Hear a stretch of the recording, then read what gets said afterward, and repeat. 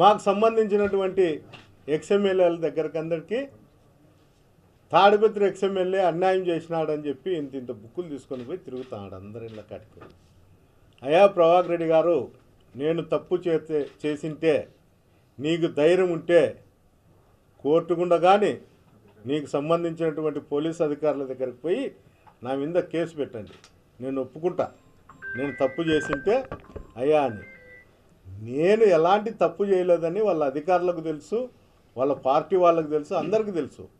పబ్లిక్ను మోసం చేసే దానికోసం మాత్రమే ఇలాంటివన్నీ జిమ్ముక్కులు చేస్తా అంటాడు. చెప్పిందే చెప్పి ప్రజలు నమ్మించాలనే ఆలోచనలో అతని ఆలోచన. ఇంకోటి, అతను నా మీద ఆరోపణ చేస్తున్నాడు, నా భార్యను తిట్టినాడు అని. ఇది నేను రెండోసారి కూడా మీకు చెప్తాను మీడియా రూపకంగా. వాళ్ళ భార్యను కానీ వాళ్ళ కుటుంబ సభ్యులు ఎవరినైనా కానీ మహిళని తిట్టింటే ఆమె వచ్చి మీడియా రూపకంగా కానీ ఎక్కడన్నా కానీ పెద్దారెడ్డి వచ్చి తిట్టినాడు అని ఉమ్మక్క చెప్తే నేను వాళ్ళ ఇంటి దగ్గరకు పోయి క్షమాపణ చెప్పేదానికి నేను సిద్ధంగా ఉండాలి.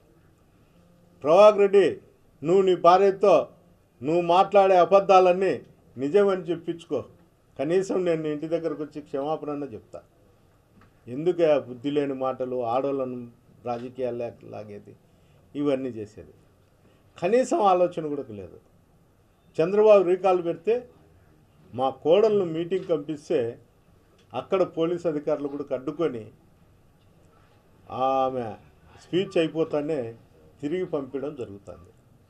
అంటే నీలాంటి నీచమైన సంస్కృతి నాకు లేదు. నేను ఎంతసేపు ఉన్నా నాకు తెలిసిండేది, నాకు ఏది మాట్లాడాలనుకుంటే అది మాట్లాడతా తప్ప నీ మాదిరి అబద్ధాలు అన్నీ చెప్తూ దాన్ని నిజం చేసేదానికి ప్రయత్నం చేసే మనస్తత్వం నాకు కాదు.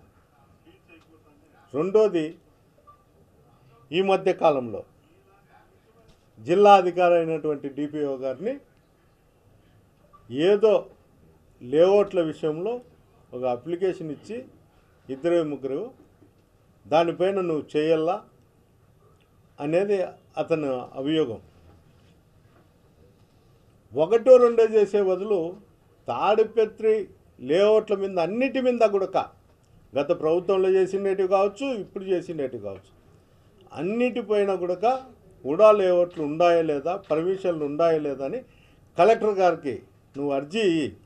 నేను కూడా ప్రతిపక్షంగా నేను కూడా గ్రీవెన్స్లో ఒక అర్జీ ఇస్తా. అన్ని దానిపైన ఎంక్వైరీ జరిపోయింది. వంగలు సాగిండేటివి, ఇంకోటి వితౌట్ లేఅవుట్లవి అన్ని దాని మీద అయిపోయింది. నువ్వు అధికారులను బ్లాక్మెయిల్ చేసి నీ అవసరాల కోసము, నీ ఇబ్బందులు తీర్చుకునే దానికోసము, నీ గుడ్విల్ల కోసము నువ్వు ఈ విధంగా చేసి ఐఏఎస్లను, గ్రూప్ 1 అధికారులను, కింద అధికారులను భయపడించుకుంటూ చేయడం అనేది చాలా నీచమైన సంస్కృతి. నువ్వు రాజకీయాల్లో సీనియర్గా ఉండవు, ఒకసారి ఎక్స్ఎమ్మెల్యేవి, నువ్వు 2-3 సార్లు చైర్మన్ కూడా ఉండి కూడా నీకు ఆలోచన శక్తి వయసు పెరిగే కొద్దీ తగ్గిందేమో. ఎవరినెవరిని ఆలోచన చేసి ఏది మనం మాట్లాడితే మంచిదో చెడ్డదో ఒకసారి ఆలోచన చేయి. అంతెందుకు, నిన్న లేకమన్నా 3-4 రోజుల కిందట ఒక ఐపీఎస్ అధికారి తాడిపత్రి డిఎస్పీ గారిని,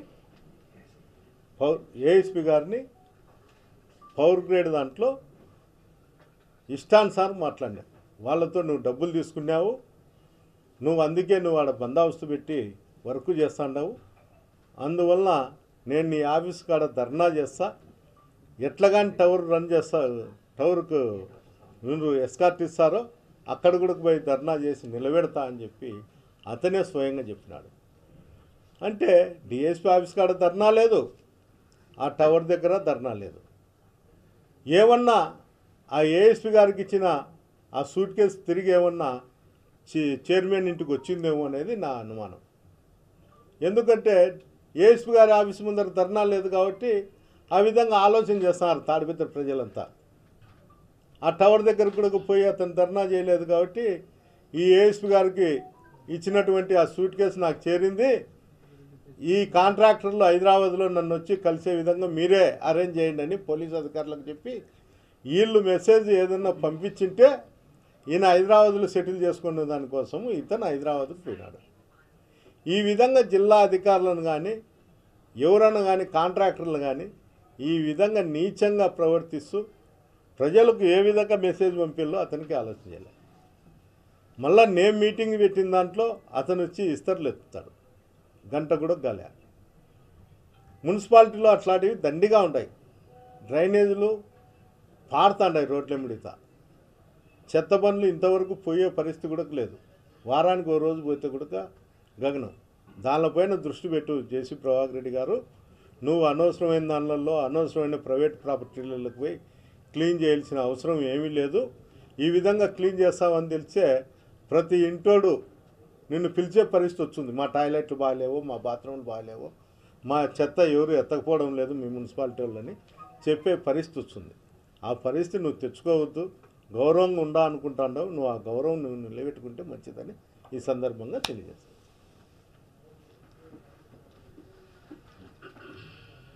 ఇటీవల మీ తలపతిలో కొన్ని మీడియా సంస్థల్లో ఇన్ఛార్జ్ మార్పు అంశం కూడా తెరపైకి వచ్చింది. ఏం చెప్తారు? అది అధిష్టానం సంబంధించింది, నాకు సంబంధించిన విషయం కాదు. ఎవరున్నా కూడా నేను పార్టీకి కట్టుబడి ఉంటాను.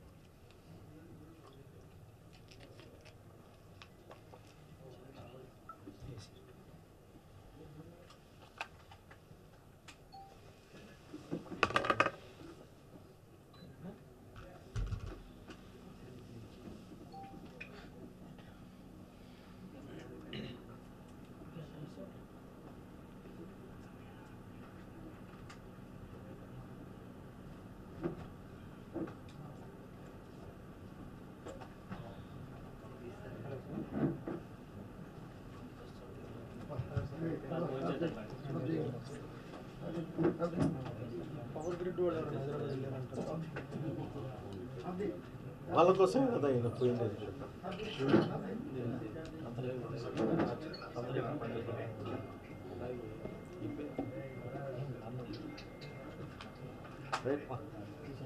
కొద్దిసేపు అందరిని ఉండవు.